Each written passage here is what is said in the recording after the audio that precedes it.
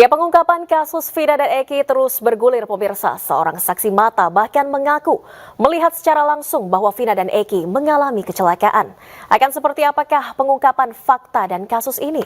Untuk membahasnya telah bergabung bersama kami Ruli Panggabean, pengacara dari Saksi Ismail, dan Pitra Romadoni, pengacara Ibtu Rudiana dan AF. Selamat malam Bang Ruli, Bang Pitra.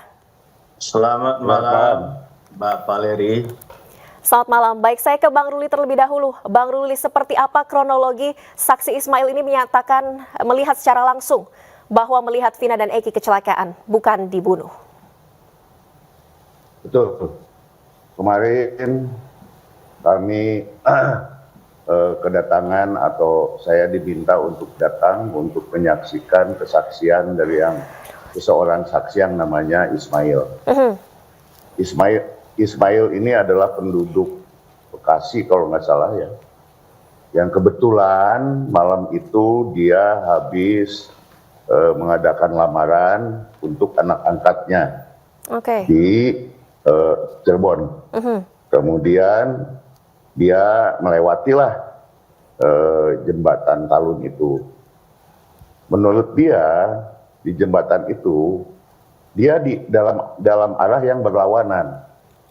Jadi dia dari bawah, kemudian motor yang diduga Eki dan Vina itu dari atas.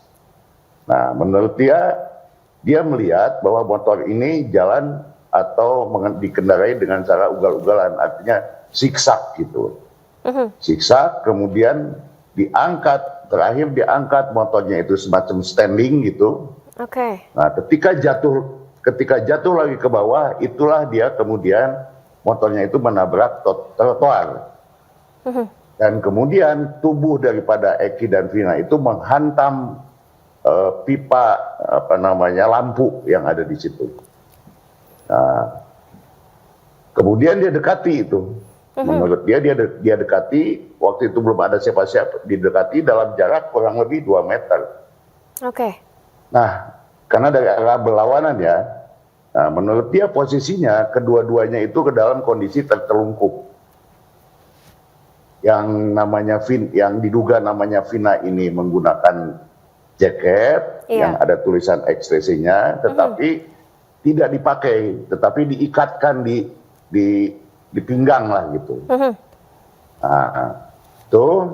Nah, kemudian nggak berapa lama datang penduduk-penduduk yang lain dan kemudian dikatakanlah supaya dilaporkan kepada polisi. Mereka tidak ada yang berani mengganggu TKP itu karena takut.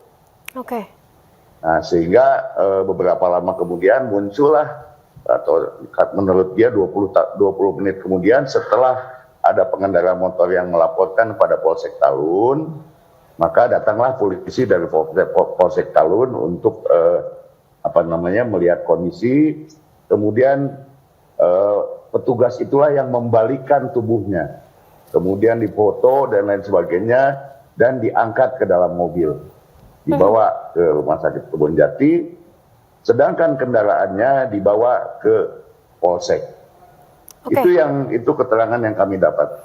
Artinya kan saksi Ismail ini diduga menjadi satu-satunya saksi yang melihat dari awal kronologi dari motor yang dikatakan melakukan adegan berbahaya standing hingga akhirnya jatuh dalam kondisi telungkup. Apakah ini sudah disampaikan ke penyidik pada waktu itu, Bang Ruli? Belum lah, ini kan baru kemarin. Dan saya perlu jelaskan bahwa saksi yang melihat ini ternyata bukan hanya Ismail.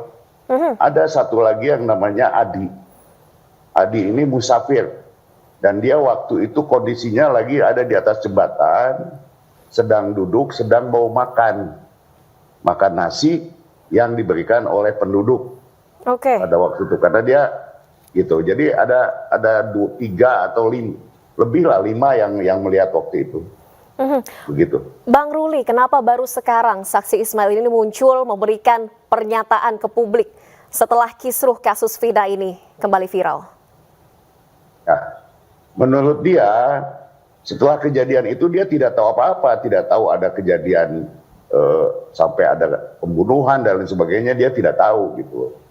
Nah, dia tahu-tahu itu beberapa bulan yang lalu setelah kasus ini viral di mana-mana, dan kemudian dia lihat lokasinya, oh ini kan tempat saya waktu itu ngelihat kejadian itu, gitu. Itu menurut dia. Sehingga kemudian dia berinisiatif untuk datang ke tempatnya Kang Deddy Mulyadi gitu. Nah kemudian dalam satu kesempatan dia datang tidak ketemu, dalam kesempatan kedua lah baru ketemu kemarin itu.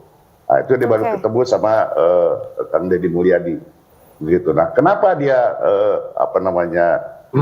baru sekarang melaporkan itu? Karena dia melihat, menurut dia melihat atau dia nonton film Vina 7 hari itu. Nah, menurut dia itu nggak betul, gitu. Sehingga dia ingin meluruskan, karena dia saksi mata yang lihat, gitu. Jadi itu latar belakangnya. Oke, baik. Bang Pitra, silakan ditanggapi dari pihak Anda, tanggapan atas keterangan baru saksi Ismail ini.